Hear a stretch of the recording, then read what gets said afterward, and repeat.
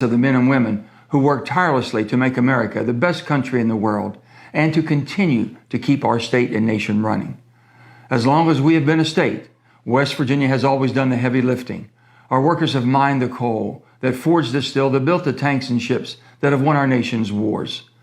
West Virginia powers our nation, not only with our natural resources, but also with our labor force.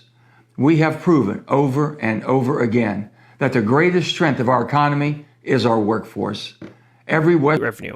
The payment arriving by the end of the month will be for state residents who filed an extension, and the first round of payments was for people who had filed their taxes by June 30th and paid the residents September 30th payments.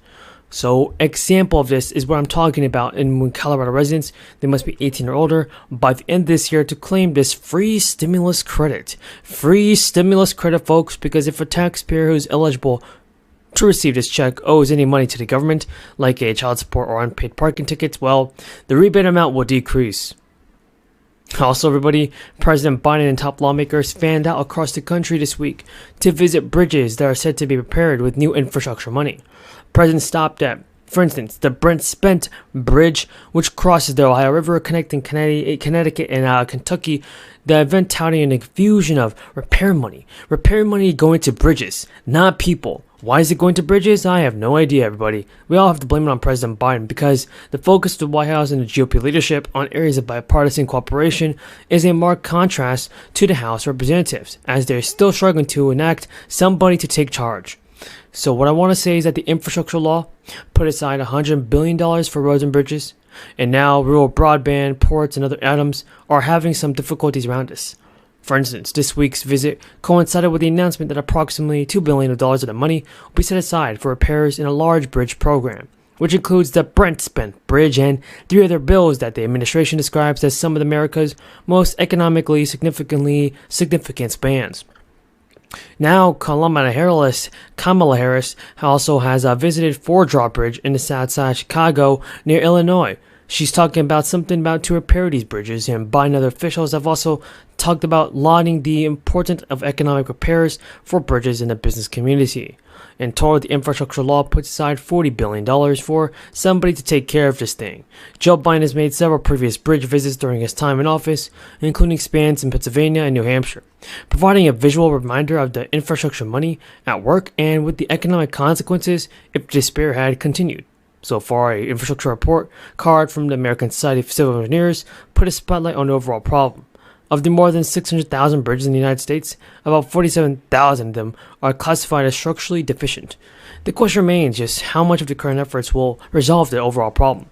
Civil Engineers estimates that $125 billion is needed for America's bridge repairing backlog, underscoring that additional investment will likely take place in the coming years, the coming days. What I do know is that Joe Biden's got to do something. Thank you, Mr. Speaker.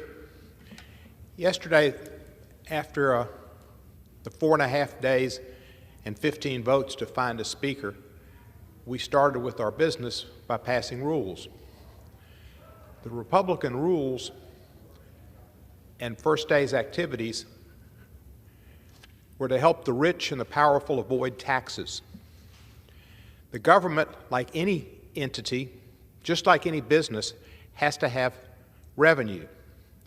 And when people don't pay their fair on the inflation rate, which this year has spiked to its highest level in 4 decades. Seniors lost purchasing power again during this year, since the 5.9% they received in 2022 is well below this year's rise in prices.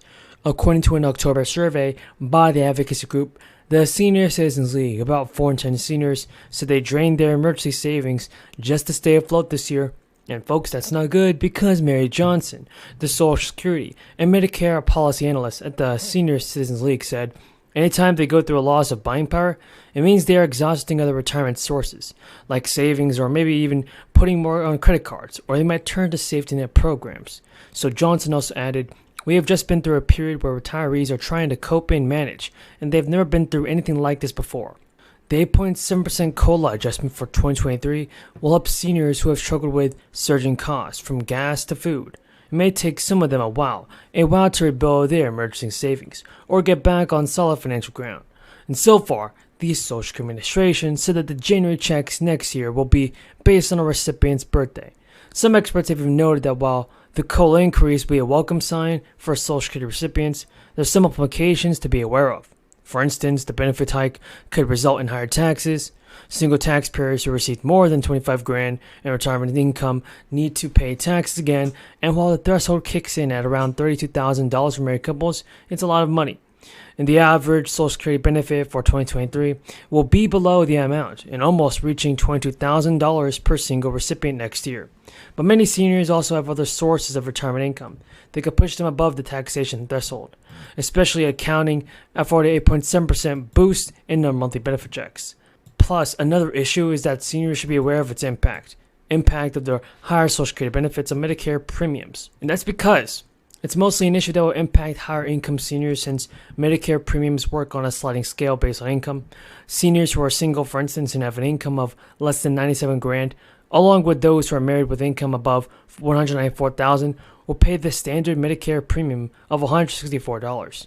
But seniors who earn over those thresholds will pay higher Medicare premiums, ranging from about $230 to $560 a month. Now, it may not seem a lot, but it is a lot for these people.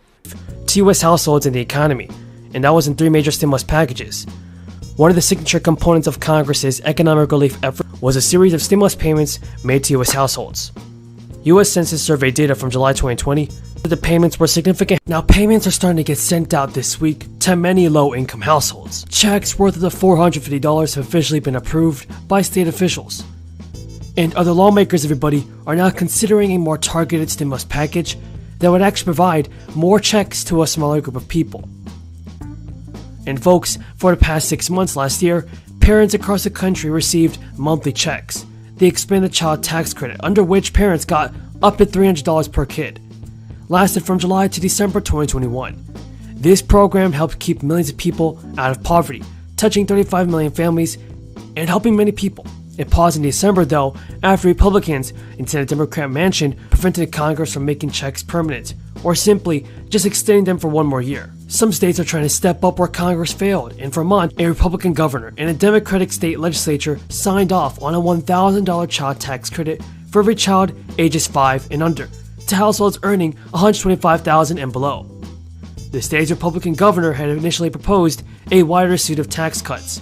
In a statement, Governor Scott said his proposals would have helped a broader cross-section of taxpayers, but that this bill is a step in the right direction. The program is expected to cost $32 million and benefit over 30,000 children in the state. With this new bill, Vermont is picking up where the federal government left off.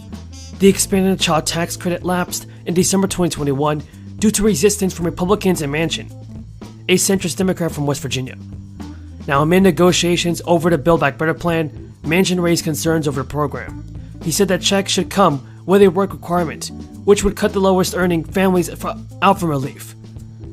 The expanded child tax credit program cut child poverty by roughly a third, according to research from the Center on Poverty and Social Policy at Columbia University. In just its first month, the program